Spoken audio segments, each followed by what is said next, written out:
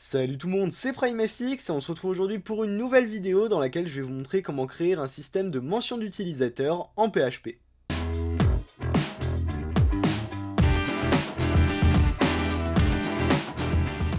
Petit prérequis tout de même pour cette vidéo, on aura besoin d'avoir des bases en expression régulière et c'est encore mieux si on connaît la fonction PregReplaceCallback, donc je vous mets les deux vidéos qui parlent de ça dans la fiche YouTube parce que c'est une fonction qui est relativement complexe quand même en PHP, surtout quand on n'a pas l'habitude d'utiliser les expressions régulières. En tout cas, une fois qu'on a ces bases, eh bien on peut partir pour notre système de mention d'utilisateur. Donc en fait, pour mentionner un utilisateur, il faut se dire que là, on va simplement mettre un lien qui permettra de rediriger l'utilisateur vers son profil. Si je fais par exemple @primefx, eh bien on va avoir un lien qui va rediriger l'utilisateur vers mon profil tout autour de ce @primefx, un petit peu façon Twitter au final, c'est pour ça que j'ai mis le arrobase dans le titre de la vidéo. Donc on va avoir cette façon de faire, c'est ce que je vais vous montrer ici, mais bien sûr vous pourrez modifier, adapter et améliorer ce système si vous voulez par exemple que vos utilisateurs reçoivent une notification ou même un mail lorsqu'ils sont cités.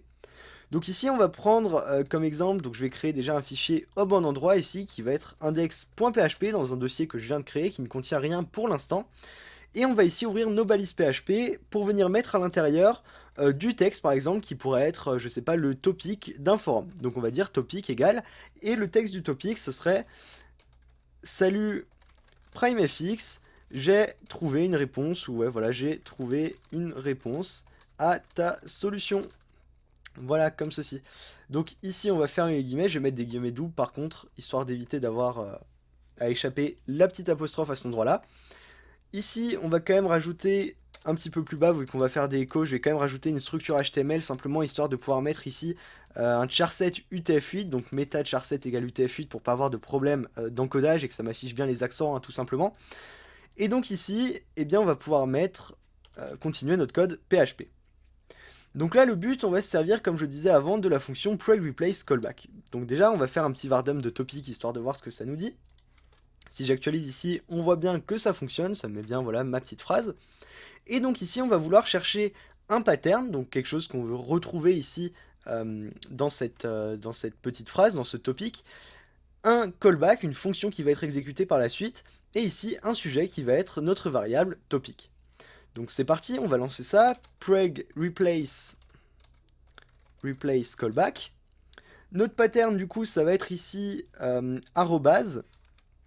Et juste après, majuscule ou minuscule, donc de A à Z en majuscule ou en minuscule.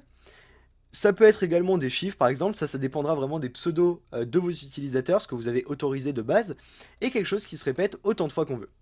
Ensuite, notre callback, on va l'appeler par exemple mentionner utilisateur, et le sujet, ça va être topic, juste ici. Donc là, une fois qu'on a ça, hop, on va créer notre fonction de callback, donc qui va être function mentionner utilisateur, et qui va prendre en paramètre les matchs. Donc tout simplement ce qui a été trouvé ici dans notre variable topic. Donc à cet endroit-là, on va déjà commencer par faire un vardump de match. Ici, on peut également enregistrer ça dans une nouvelle variable qu'on va appeler par exemple, je vais la rappeler topic pour l'instant, on va faire un vardump également de cette variable. Hop, on enregistre, on vient actualiser ça. Ici, il me dit « Salut, j'ai trouvé une réponse à ta solution », mais il m'a enlevé le PrimeFX, parce qu'on voit ici qu'il l'a trouvé à cet endroit-là, et on ne dit pas par quoi le remplacer. Donc tout simplement ici, hop, on va se mettre à cet endroit-là. Ici, match, on voit bien qu'il me retrouve @primefx, donc on pourrait faire une première chose, par exemple, ce serait de dire qu'on veut le remplacer en mettant tout simplement une balise en gras autour, histoire de faire tout simplement un test. Donc on va dire par exemple return B pour dire bold, et on va mettre matches 1 ou match 1 tout simplement, match 0 pardon, c'est le numéro 0 que ça nous a trouvé, point, et ici on va venir fermer notre balise B. Donc on va déjà voir comment ça fonctionne. On actualise, ici met B, bon ça me l'affiche pas en gras vu que c'est un vardump, mais en tout cas ça fonctionne correctement. Je rappelle que pour la fonction PregReplaceCallback, c'est le return qu'on va utiliser qui va renvoyer la valeur à remplacer dans la chaîne de caractères globale. Donc, jusqu'ici, le système en soi fonctionne à peu près. Maintenant, ce qu'il va falloir faire, c'est vérifier si l'utilisateur existe et si lui rediriger vers son profil. On va admettre pour ce tuto que qu'on ait besoin, par exemple, que la page d'un utilisateur, ce soit membre.php, point d'interrogation, id égale, et ici ID de l'utilisateur. Ça, ce serait la structure de notre page. Bien sûr, dans l'absolu, ce sera jamais vraiment comme ça, ou à moins qu'on soit juste au stade de développement d'un site, on aura de l'URL rewriting, on aura des choses qui seront mises en place autrement, mais c'est vraiment à titre d'exemple. Donc on va enlever ce petit return là qu'on a fait pour l'instant, et notre but, ça va être déjà de nous connecter à une base de données pour vérifier que l'utilisateur existe, parce qu'on va pas mentionner un utilisateur qui n'existe pas. Donc on va faire bdd égale new pdo.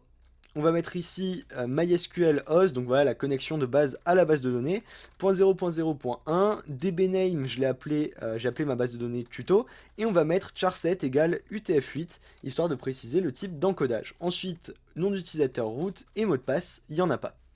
Donc, une fois qu'on est ici, hop, on va pouvoir faire tout simplement une petite requête pour voir si notre utilisateur existe bien. Donc c'est parti, on va ici faire rec égale bdd prepare select all from membre, donc je vais vous montrer à quoi ressemble la table juste après, where pseudo égale point d'interrogation, et puis on va exécuter notre requête, execute array, et à l'intérieur on va mettre notre matches numéro 1. Donc là il y a quand même une petite subtilité à voir, donc là il me dit, il me dit que la variable n'est pas existante parce qu'on l'appelle depuis une fonction, on va simplement utiliser global bdd pour dire que la variable est globale et qu'il peut la récupérer à l'extérieur. Maintenant, il y a quand même un petit truc à voir. Ici, ma base de données donc est ici, et membre, c'est ma table donc qui est ici, et j'ai juste un membre, donc j'ai fait le truc le plus rudimentaire possible. Vous voyez bien, base de données tuto, table, membre. On a nos membres qui ont simplement un ID et un pseudo. Pas de mail, mot de passe ni rien, c'est vraiment juste pour l'exemple. Ici, ce qu'on va faire, c'est qu'on va demander de chercher l'ID de l'utilisateur, vu que c'est ça qui va passer dans l'URL, comme on l'a admis à cet endroit-là, l'ID de l'utilisateur qui porte le pseudo qui a été cité, donc qui est à cet endroit-là. Maintenant, la subtilité, c'est que le match ici va nous retourner la totalité, le arrobase et le pseudo. Or, nous, on veut chercher juste le pseudo, le arrobase, on s'en fiche un petit peu. Là, on pourrait faire un trim, une fonction ltrim par exemple, qui nous permettrait d'enlever ce petit arrobase au début, mais on peut faire encore plus simple en précisant ici, hop, entre parenthèses à ce niveau-là, qu'on veut créer un groupe, là, par contre il me faut le plus avec, qu'on veut créer un nouveau groupe, et à ce moment-là, on n'aura pas un seul match, mais deux, donc je vais réactualiser ça, et on voit bien 0 et 1. Donc ici, c'est pas le match 0 qu'on va passer dans notre base de données, mais ça va être le match 1. Voilà, d'ailleurs, c'est pour ça que j'avais déjà mis match 1 au lieu de 0, mais en tout cas, c'est le numéro 1 qu'on va passer ici, donc c'est bien notre pseudo que ça va contenir. On peut faire request, donc on va dire tout simplement, hop, if request row count égale 1, on vérifie bien que ça existe. Si ça n'existe pas, eh bien on peut déjà dire else return, hop, return, et à cet endroit-là, on va dire qu'on veut retourner le match 0, donc la totalité de ce qui a été trouvé, vu que l'utilisateur de toute façon n'existe pas, on va pas pouvoir le mentionner. Par contre, ici, on peut mettre id utilisateur égale. À cet endroit-là, on va exécuter la requête, donc request fetch, et ensuite, on va mettre id utilisateur égale id utilisateur id, donc c'est bien l'id du membre qu'on veut récupérer. D'ailleurs, ici, on peut juste faire select id, ça sert à rien de tout sélectionner. Le fetch, là, on pourrait le raccourcir et mettre tout simplement le id ici. C'est pas très beau, mais au final, ça permet de raccourcir un petit peu le code. Ça, voilà, libre à vous de faire comme vous voulez. Et ensuite, on va pouvoir faire un return de notre lien. Donc, parce que maintenant, on n'a plus aucune info qui nous manque au final. Donc, ça va être a href égale. Ici, membre.php, id égale. On va passer en paramètre ici l'id qu'on a récupéré, qui est id utilisateur. Un petit peu plus loin, je vais venir fermer ma balise A. Je vais venir passer ici le match 0. Match 0. Parce qu'on veut la totalité, on veut au final que le arrobas soit aussi encadré dans le lien. Un point, et ensuite on va fermer notre balise A et un point virgule. Petite note également, donc là, hop, le vardom, je vais le faire tout en haut. Un petit peu plus bas à cet endroit-là, par exemple. Return, ici, on n'est pas obligé de mettre un else, on peut mettre directement notre return comme ceci. En fait, une fonction va pouvoir avoir qu'un seul return, qu'une seule valeur de retour. Donc si ça rencontre ici par défaut, si ça rentre dans la condition, ça va d'abord passer en cet endroit-là et ça va retourner cette valeur. Donc ça va pas chercher à aller plus loin, ça va s'arrêter ici une fois que ça aura retourné la valeur. Par contre, si ça n'entre pas dans la condition, ça va retourner cette valeur-là. Donc il n'y a pas besoin de mettre de else, c'est juste un petit raccourci. Donc je vais enregistrer ça. On actualise la page et on voit bien que ça me dit salut ahref égale membre.php, id égale 1, @primefx. On va arrêter le var dump, on va faire tout simplement un echo. Donc hop, je vais enlever les parenthèses. Echo de topic, j'actualise et il me dit bien salut PrimeFX, j'ai trouvé une réponse à ta solution. Et si je regarde en bas de l'écran, on voit bien utilisateur membre.php point d'interrogation id égale 1. Donc ici, voilà, hop, si je fais copier l'adresse du lien et que je la colle en haut, on voit bien qu'on a mentionné l'utilisateur membre.php et id égale 1. Par contre, maintenant, si je viens dire que je veux mentionner quelqu'un d'autre, donc par exemple ici, quelqu'un qui s'appellerait Jean, je vais actualiser ma page, il me dit undefined variable, ah oui forcément, j'ai fait une petite faute de frappe, hop, j'enregistre, j'actualise, et il me dit salut Jean, mais il ne mentionne pas, il ne met pas de lien vers l'utilisateur, étant donné qu'il n'existe pas dans la base de données. Par contre, si ici je viens insérer un utilisateur que je l'appelle Jean, hop, exécuter. Donc j'ai mis l'idée en auto-increment, hein, voilà, vous connaissez à force. Donc ça me donne l'idée numéro 2, et si j'actualise la page, on voit bien ici qu'on a membre.php id égale 2, qui est bien l'idée de Jean. Donc voilà comment faire un système de mention d'utilisateur en PHP. Bien sûr là vous avez en gros la façon dont ça se passe, c'est plutôt, là ça va être sur la partie affichage, quand on va afficher du contenu. Bien évidemment, vous allez pouvoir le faire quand l'utilisateur entre quelque chose, par exemple dans un formulaire et que vous voulez vérifier des choses ou mentionner quelqu'un. Vous allez ici pouvoir faire des requêtes, des insertions pour insérer des notifications dans une base de données. Vous allez pouvoir utiliser la fonction mail à cet endroit-là pour envoyer un mail à un utilisateur qui aurait souhaité être mentionné par mail lorsque quelqu'un, être notifié pardon, par mail lorsque quelqu'un le mentionne dans un commentaire, dans un topic, etc. Mais en gros, voilà comment fonctionne un système de mention d'utilisateur.